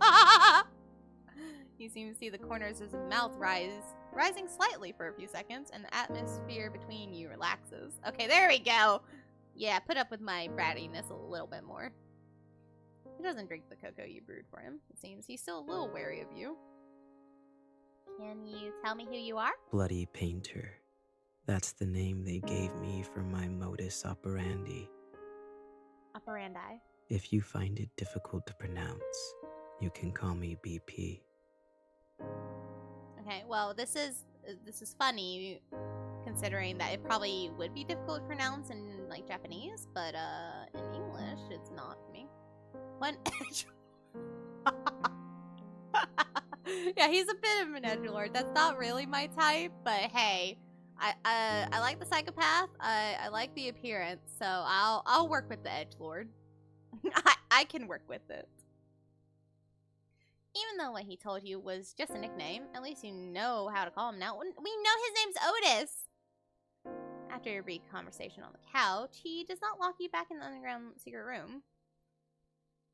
He talks like an English. Oh, dude, I don't know if I could handle that. If he spoke with that voice in Old English, I'd crumble like hard. Like I know I'm already crumbling, but like it would be bad. Perhaps staying to take care of him when he felt ill was enough to prove you won't run away. Get up from the sofa and continue to look at the specimen decorations in the living room. He sits on the sofa, crosses his legs, picks up a book, and starts reading. Pay attention to me, damn it! By the way, you better not try to escape. Will you chase me if I do? There are traps all around the cabin, and only I know how to get in and out safely. You sit on the sofa. Soon, a wave of sleepiness comes over you. Damn it. Today, you fall asleep on the couch in the living room, not in the cold underground secret room. Survival rate increases! Love me. See him busy cleaning in and out of the house early in the morning. Must do something. Do all endings, you'll enjoy his psycho edgelord. Okay, I'll try to find all the endings. Have fun, good luck, enjoy your chores. Bye, Bree. I'll come help too. After finishing speaking, you pick up the rag and bucket and join the cleaning. Now, you can't really see where this almost spotless house needs to be cleaned. You're just taking a clean, wet rag and wiping it on the clean cabinet. Say chores like that sounds so wrong. What do you mean? It's okay. Ah, that's fair. Do you usually love cleaning this much? It would soon be covered with a layer of dust. Must be cleaned like this 1 or 2 times a week. Okay. Your voice line did not match your text line at the time. Although he doesn't talk much, his tone and voice give you a gentle feeling and don't make you feel nervous. You climb up the short ladder and wipe the high cabinets with a rag. Suddenly, cockroach crawls out from the crack in the cabinet. You're so frightened that you lose your balance and fall backwards. You close your eyes. But what you get is not the pain of falling to the ground, but a warm feeling. Oh my god. And he has tired eyes? Oh my god. Chat, I'm cooked. Look at this man. This man. I love this man. You open your eyes and find that he's holding you like you're a princess. I am a princess! Catches you with the same old cold expression on his face. Are you alright? Perhaps to resolve the awkwardness, he asked. I'm alright, it was just a cockroach. Hearing the word cockroach, he puts you down. Fuck! Why'd you ruin it? Takes 2 steps back from the cabinet you just wiped and then says calmly, Don't come near here yet. Why? It's dangerous. It's a cockroach. You can't help but chuckle at the thought of a murderer being afraid of cockroaches. Fine, whatever you say. Because it's probably just a big one, and they just come inside from outside to die. Like, it's okay. The interaction just now makes you feel a little warmth from this cold murder. Especially if your house is, germophobic clean. The cockroach is not living here, I promise you. At least you see more of his reactions and expressions. This is the rare relaxation you have felt in these tense days. He could have let you fall off the ladder, but he rushed over to catch you. Somehow, you feel that these few days of getting along, maybe now you both have different ideas about each other than you originally had. There's only a clear relationship between a murderer who wanted to hunt and a prey who was trying to escape. Now it has an extra layer of friendship, causing the interaction between you to have an undescribable sense of dissonance. Just when you pick up the old newspaper and prepare to wipe the windows, you find a police car parked on the road in the distance. Two police officers get out of the car and keep looking towards the cabin. Uh-oh. The traps! At some point, BP is already behind you looking out the window with you. Wait for a second. Oh. And then he walks out of the door to talk to the police officers. Is there anything I can help you with? Are you Mr. Otis? Yes, I am. Have you ever seen these people around here? The police officer takes out some photos from his pocket. Have these people committed a crime and are running away? No, okay, well, you're pretty awkward when you talk. No, these people are the missing people around this area. I haven't seen them before, but wolves and bears often appear around here. Can we check out your cabin? Yes, come in. BP behaves very kindly and politely. After speaking, he leads the way for the police officers. Please, follow my footsteps. I placed some traps near the cabin to protect against wild wolves and bears. You don't want to step on them. The police officers enter our house and see you. Do they have my photo of me missing? Hello, this is... An old friend who came to visit me recently. Okay, Star Dragon, sleep well. Thank you for hanging out. You greet the police officers with a smile and a nod. At the same time, police officer looks through the missing person's photos in his hands. Then he puts the photo back into his pocket. It seems that your disappearance has not been discovered by anyone yet. You stand next to the bookcase, blocking the entrance to the secret room. After searching around, the police find nothing unusual and leave. His trust in you increases. Today, you still sleep on the couch in the living room instead of the cold basement. Half asleep, you hear the sound of someone approaching. When you notice it, the person seems to be very close to you. You pretend to be asleep, and the person just looks at your sleeping face quietly. The man stretches out his hand, takes it back just as he's about to touch your hair. He turns around and leaves. Come back.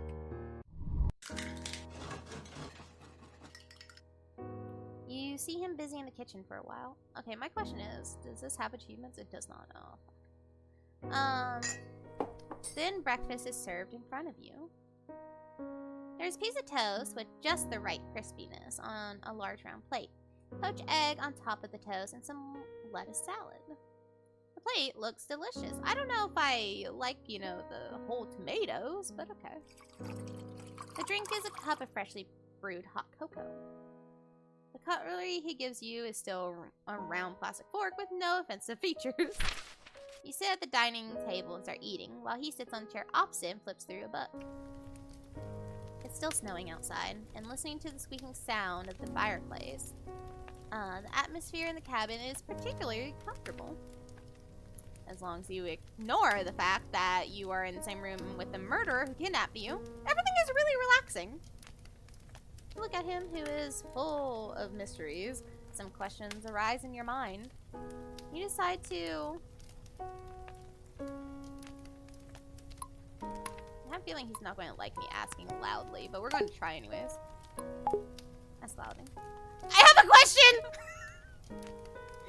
Just say with a super loud voice. I'm not Van Gogh. I have ears to hear. Look, just because he cut off the outside of his ear doesn't mean he couldn't hear. What is it?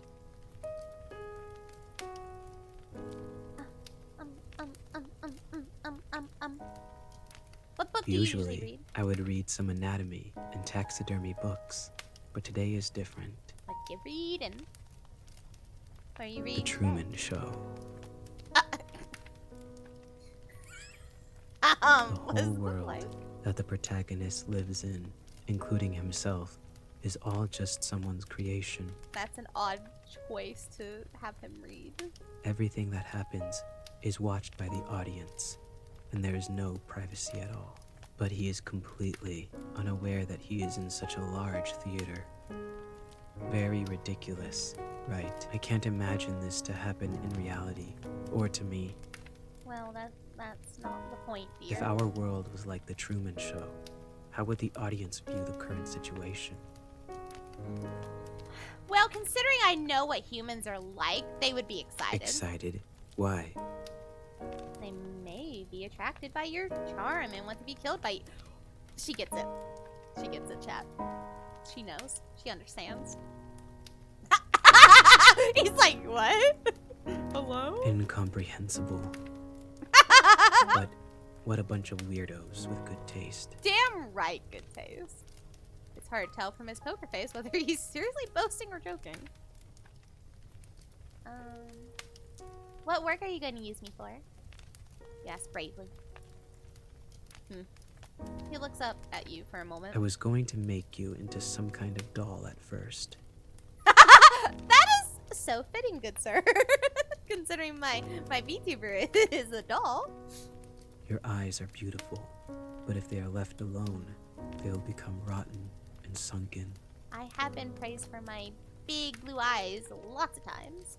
So I would like to dig your eyes out and put them in a glass jar and soak them in formalin to preserve them. Okay, no, I don't like, I have a phobia of things going near in my eyes. I can't, or anyone's eyes. Like, I can't watch any scene that fucks with eyes. I can't.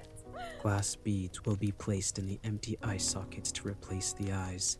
But they're not going to be as pretty as mine, right? You look very pleasing to the eye, so I would also like to keep the head intact. Thanks for the compliment, sweetie. You're welcome. What did he say at first? Has his mind changed? Curious, but you don't have the guts to ask any further. Pick up the book. Oh, well, no. Let's ask about the potted plants first. I saw many potted plants on the shelves in the living room, but why are they all withered? I have tried my best. I don't know why they always die. Well, I don't think you're really much about living.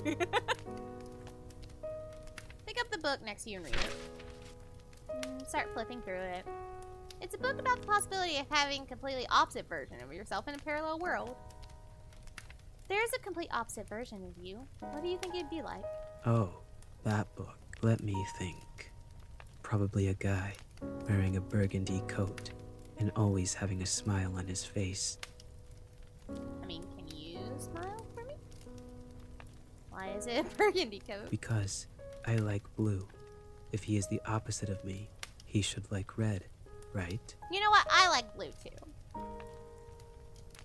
Well, okay. We're going to end conversation. Since we did all the discussions. It's noontime. Thank you for making breakfast for me today. Let me make lunch in return. I don't think he trusts me. He frowns at you, expression like, are you out of your mind?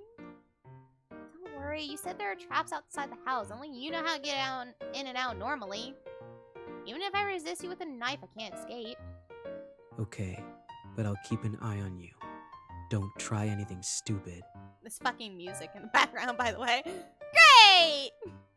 As for what to cook and the ingredients, well... That idea flashes in your head and curiosity makes you ask. Do you eat human flesh? No. Why would I do that? Because, I mean, look, if you're killing someone already and you're chopping them up already, you might as well try it, right? I mean, right? Am I the fucked up one who thinks that, I mean, if the opportunity is there and you're already, you know, committing horrible crimes, you might as well just go all the way? I just use human bodies as materials for making art, and I never think about eating them. I thought you murderers all had some degree of cannibalism. Girl. Let's don't put say it that. this way. Do you eat paint and painting tools? Just because I kill people to use as materials to make works doesn't mean I will eat them. Also, I'm different from those who have fun committing a crime and kill purely for the sake of killing. Don't confuse me with that kind of unprincipled guy. I wouldn't do anything unless necessary. You are here only because you witnessed the crime scene. Oh, I'm not your usual, like, target? I see. After hearing this, you decide to... Well...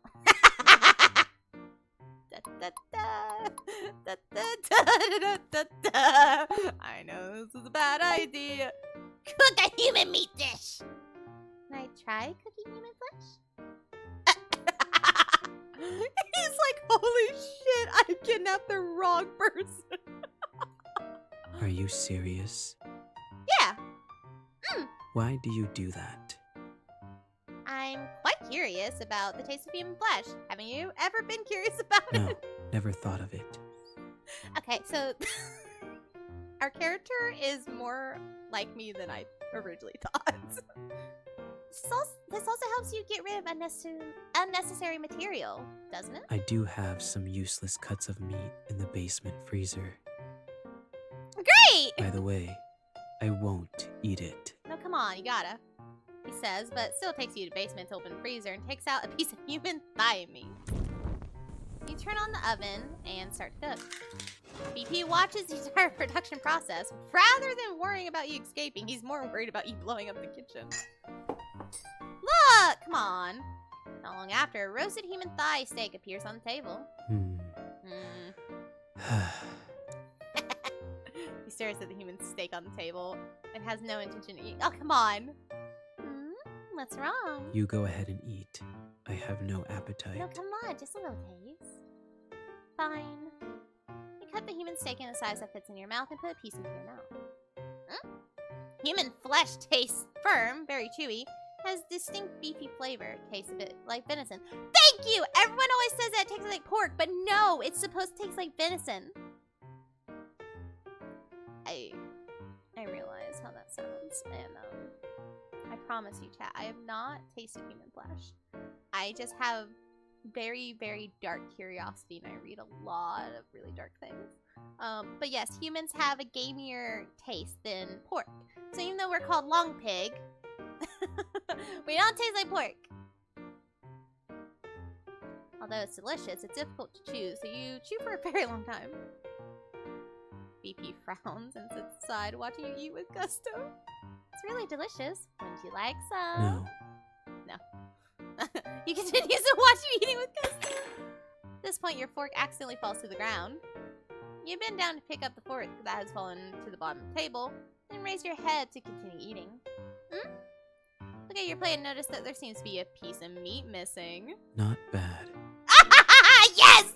I'm correcting the murderer! Yay! Did you say something? Nothing.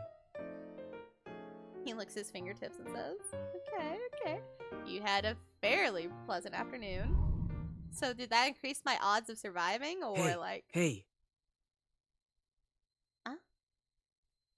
You're awoken from your sleep by the man. You're kind of blurry this time when you're this close. His face is close to you and his blue eyes are staring at you. What's wrong? You sit up on the couch and rub your eyes. Got to go. What? I've noticed Got to go? something unusual about the number of police cars patrolling nearby recently. They must have some relevant evidence and are doubting it. It is very likely there is an ambush outside. Oh shit. It's snowing heavily outside now, and I think it's time to leave now. Come with me or not. It's your choice. Oh, honey, I am so coming with you. You choose to go with him? What do you want me to do? I'm fine with both choices, but I need you to look me in the eyes and tell me, what do you prefer me to do? You stare at his eyes. I prefer...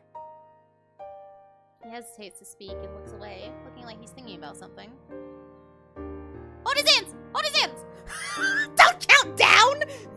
Your behavior makes him a little panicked, and he doesn't seem to be good at this kind of situation. How fucking dare you, game, to suddenly give me a countdown on my choice? I fucking saw that. Fuck you, game.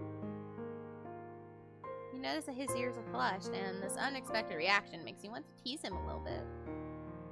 What do you prefer me to do? I prefer... After a moment of silence, he slowly speaks. that you come with me. Yeah! Oh, I'll come with you. He tries hard to look you in the eyes and speaks his thoughts. We'll set off early tomorrow morning.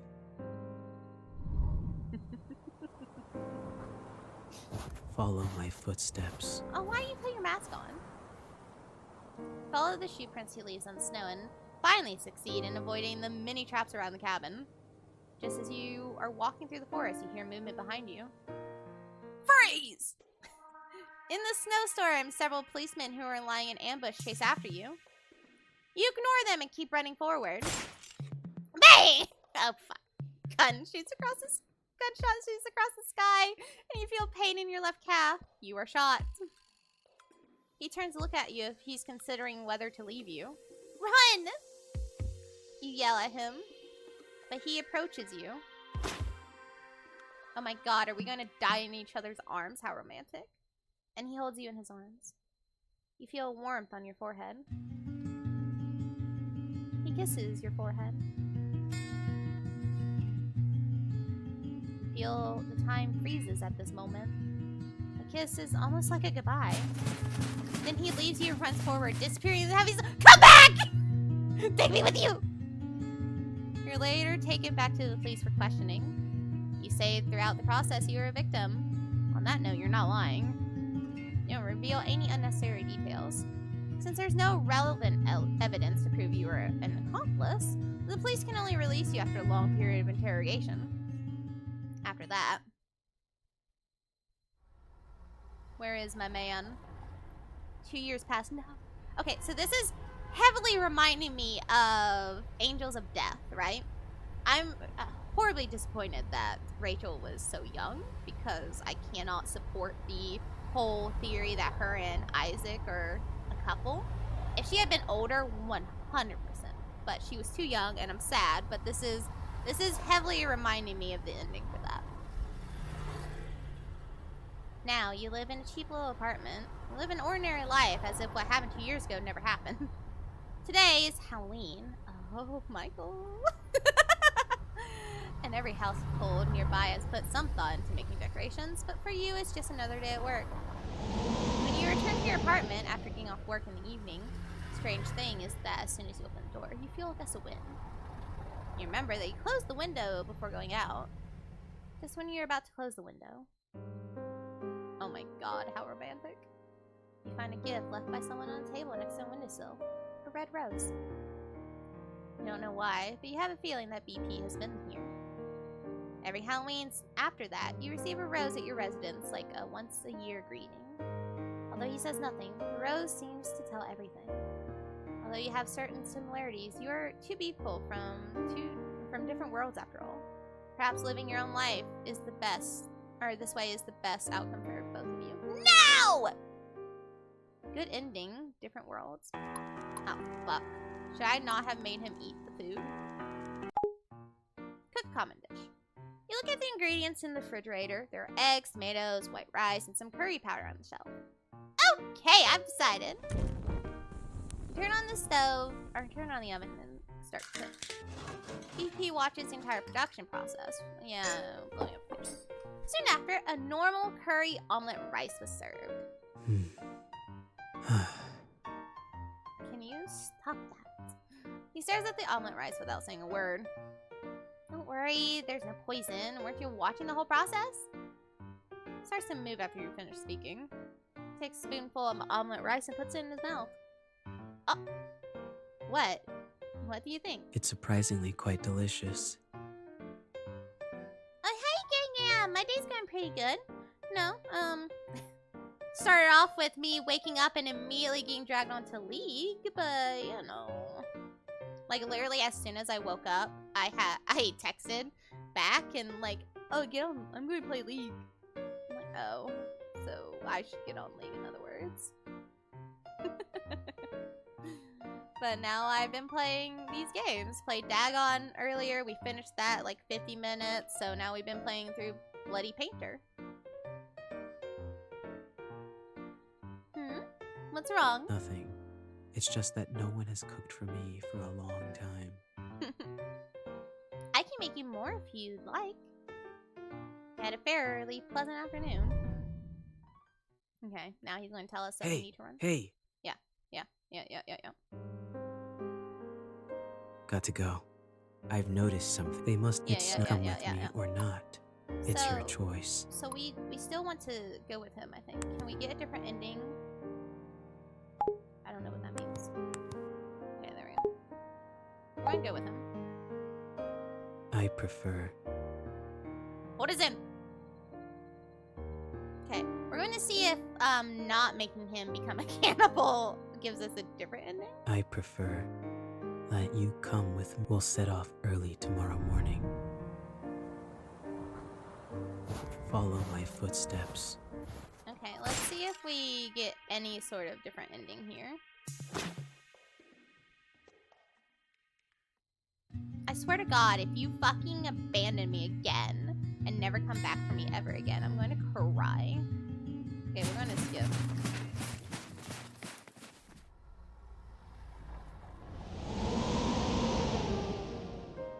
God damn it. Fuck! Okay. We're gonna load. I'm gonna say. I want to stay and live a normal life. You think that this crazy journey should not go on Okay, anymore? I understand. No. Suddenly, his face slowly moves closer to you. Just when he's about to touch you. He takes a piece of cloth that covers your mouth and nose hard. After struggling hard for 2-3 minutes, your consciousness gradually becomes blurred. When you open your eyes, you're back in the basement again. You are tied to the chair, or to a chair, and you can't move your body. You try to break free, but you fail. The rope is tied very firmly. You hear someone's footsteps getting closer to your door. Door opens. He walks in slowly, holding something behind his back. He moves closer and closer to you, until he's at your ear. Oh, please don't. Fuck's sakes. You can hear his breathing, your own heartbeats. Close your eyes out of fear. You can feel that he's scratching your skin softly with the back of a knife, and cold metal simulates your nerves.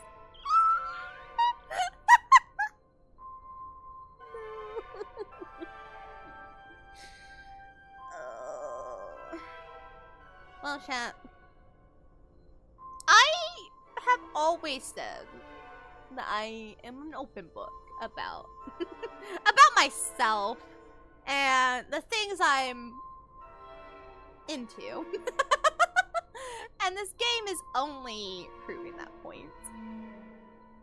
His palm is holding the back of your neck through his glove, as if he's studying your face and thinking about where to cut.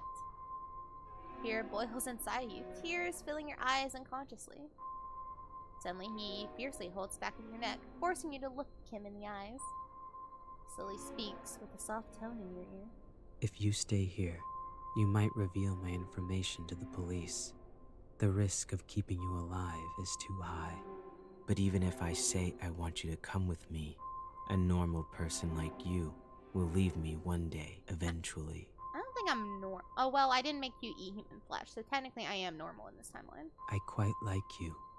And if it's you, I would like to turn you into a work and put you somewhere I can see you every day. It's you who made me realize that I might be more selfish than I thought.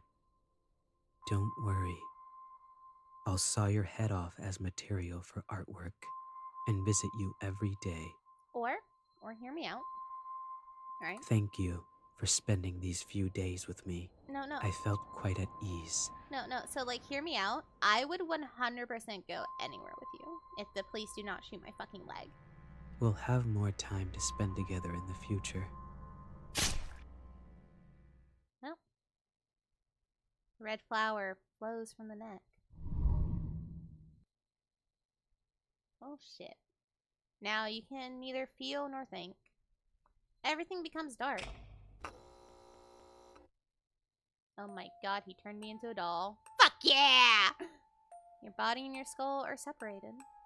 He finds a new place after he takes your head and leaves the cabin. He carefully makes your head into a specimen, and your eyes are replaced with glass beads. You remain into a beautiful but also creepy doll, and he visits you often. You become his favorite work. You're with him forever in the form of art. So is that a good ending? Yes! It is a good ending.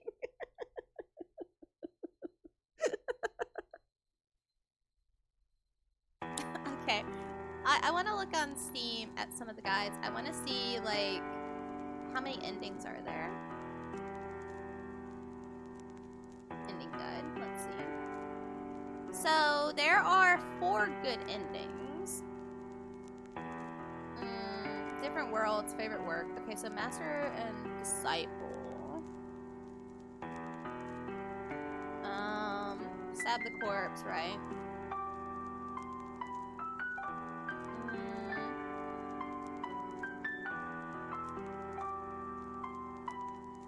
Ask carefully.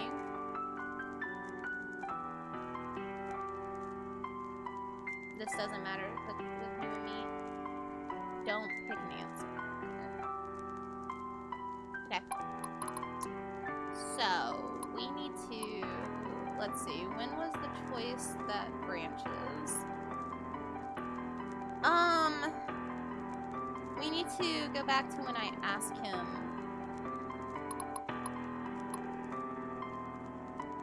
I think it's this one. Ask carefully.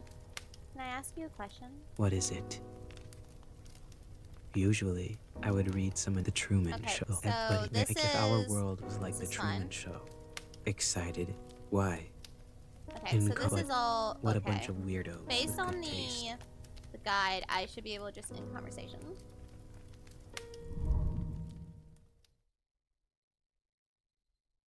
Right?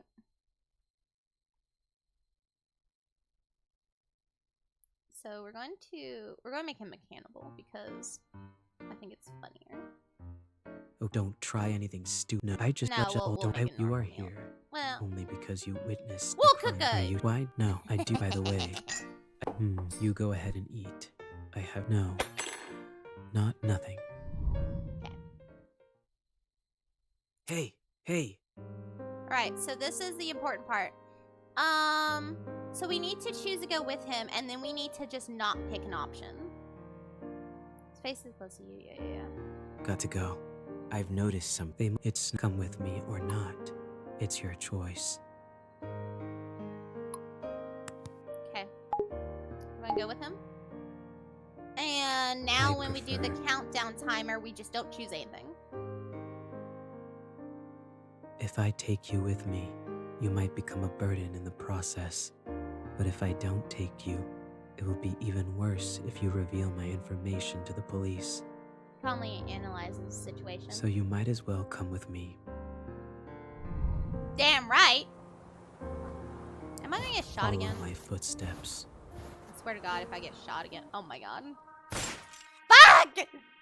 Stop shooting me!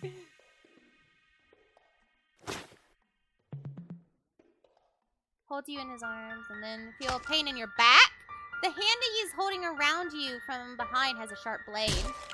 He pierces your body with that sharp blade over and over again until you lose consciousness. What? Everything becomes dark. What do you mean? Well, just now you realize that you chose follow because... Does it matter which one I choose? I want to follow him. You wake up from a nightmare and you're lying on a comfortable bed. You look around and find yourself in a cozy looking room with specimens hanging on the walls. Are you all right? So what is the next one then? Most of the same as the good ending 3, which is what I do. Okay, so I just have to choose that he and I are the same instead. Are you alright? Yeah, okay. The man asks if he opens, or as he opens the door. I'm alright. 2 years after that. That night 2 years ago. Even after you were shot in the leg, the two of you continued to run forward in the snow. Fortunately, the wind and snow were strong enough to cover up your whereabouts, so you were not caught. After that, you came to another remote mountainous area and rented another cabin to settle there. If you're fine, get up quickly. I will need your help in today's creation. Yes, teacher. Bring me the bone saw. Okay. Iron in the blood will trigger a luminal reaction. Any area with bloodstains outside should be wiped with hydrogen peroxide at least 3 times. Wiping blood-stained areas with hydrogen peroxide reduces the luminescence. Oh, I'm aware. But when it's dark, it still glows obviously to the naked eye.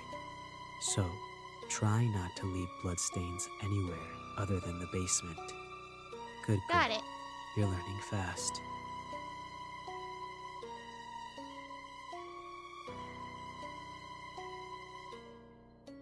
There's no way. No way he just called me that. No fucking way. Alright. I'm done. I'm done, chat. I'm dying. He teaches you carefully, every step and every detail.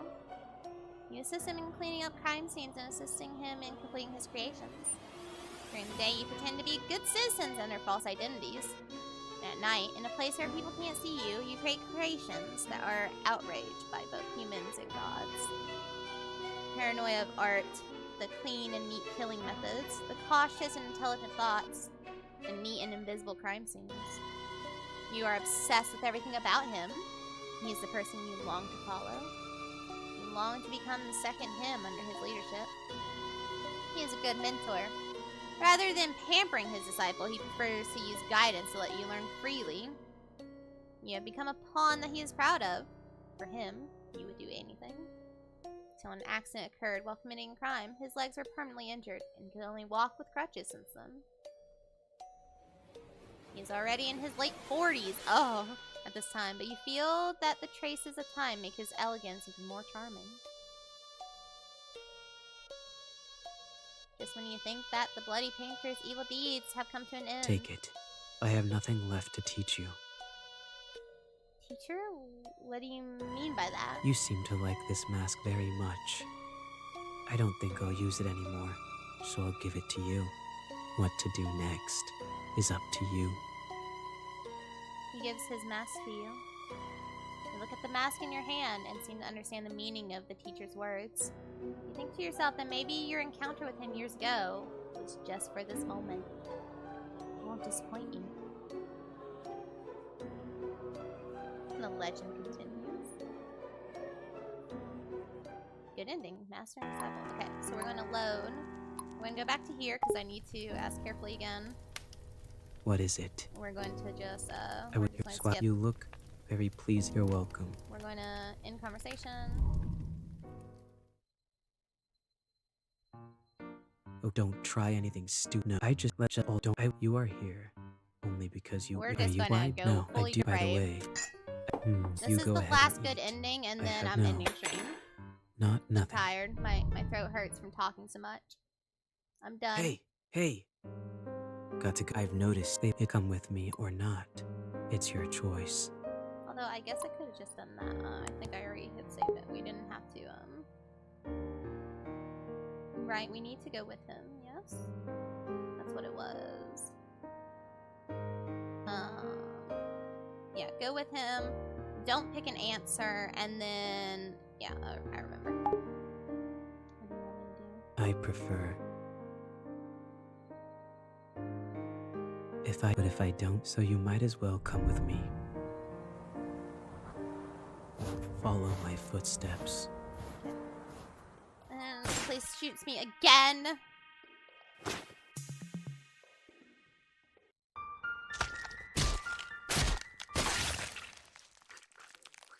So just now you realize that you chose to follow because he and I are the same kind. Wake up from nightmare lane. Come to bed. Yeah. Are you alright? There we go. Man, says the open store. I'm alright.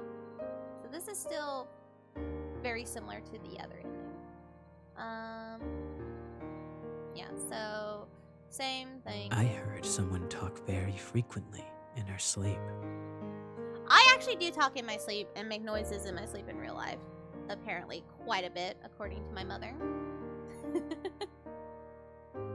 I was just having a nightmare. Oh. Sits on the edge of the bed and strokes your cheek, his forehead touching yours gently. Don't worry. There's nothing to be afraid of. There's nothing more dangerous than me here. That's hot. He's right.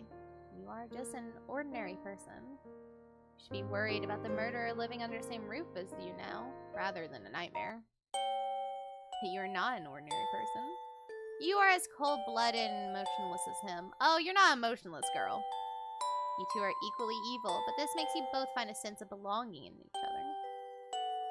Living with others made him feel uncomfortable at first, but living with a crazy person like him doesn't make him feel uncomfortable. Because you can always quickly know what the other person is thinking. And you also know clearly where the other person's boundary is.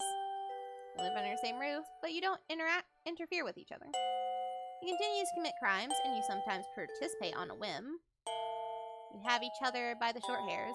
You know that if you expose each other's crimes to the public, then you will be finished too. So you more or less cover each other. You have a strange symbiotic relationship where you sometimes dislike each other and sometimes deceive each other. But you also have absolute trust in each other. Two madmen keeping each other company. Okay, so that one was pretty hot. I will admit, chat. I like that one. I think that was my favorite ending. Alright. But I am tired. My throat hurts. I need to take a break before my friend gets off of work and is ready to play. My computer has an update. I can see it flashing. So, anyways, I do have one more. It's not spooky. I don't know why I'm saying it's spooky. But I do have one more dating sim that I've played through in the past, but it got lots of updates. So, I'll do it on stream next time, just to take a little bit of a break from Stardew, because it's driving me insane. But, you know, all good. So, good night, chat. Goodbye. Have a good